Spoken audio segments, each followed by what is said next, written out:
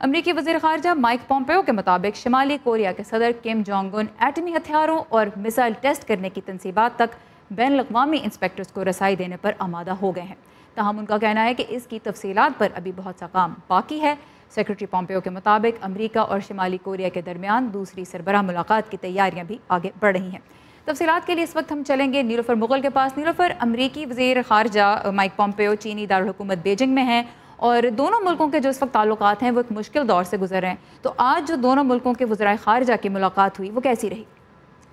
جی سارا، بالکل دونوں لیڈروں کے درمیان جو یہ اس وقت ملاقات ہو رہی ہے، اس سے ایسے وقت میں ہو رہی ہے جیسے آپ نے بتایا کہ کشیدگی میں اضافہ دیکھنے میں آ رہا ہے، اور آج بیجنگ میں جو ملاقات ہوئی اس میں بھی یہ سرد مہری کھل کر سامنے آئی۔ دونوں لیڈروں نے ایک دوسرے کے اقدامات پر کڑی تنقید کی۔ وزیر خارجہ جو چین کے ہیں انہوں نے امریکہ اور چین کے درمیان تجارتی تعلقات اور تائیوان کے معاملے پر امریکی اقدامات اور چین کے جو اندرونی اور خارجہ پالیسیاں ہیں اس پر امریکہ کی جانب سے تنقید کا ذکر کیا، اور ان کا کہنا تھا کہ اس طرح کے جو اقدامات ہیں اس سے چین اور امریکہ کے تعلقات متاثر ہوتے ہیں۔ اسی میٹنگ میں امریکی وزیر خارجہ مائک پومپیو نے چین کے اس وزیر خارجہ کے اس بیان کا جواب دیتے ہوئے کہا کہ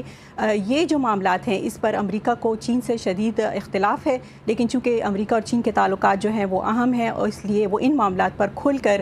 چینی عہدیداروں سے بات کرنا چاہیں گے۔ دوسری جانب امریکی محکمہ خارجہ کا کہنا ہے کہ امریکہ جو ہے وہ شمالی کوریا کو غیر مسلح کرنے کا جو معاملہ ہے اس میں بھی چین کی جانب سے تعاون کی توقع کرتا ہے، کیونکہ چین جو ہے وہ شمالی کوریا کا قریبی اتحادی ہے۔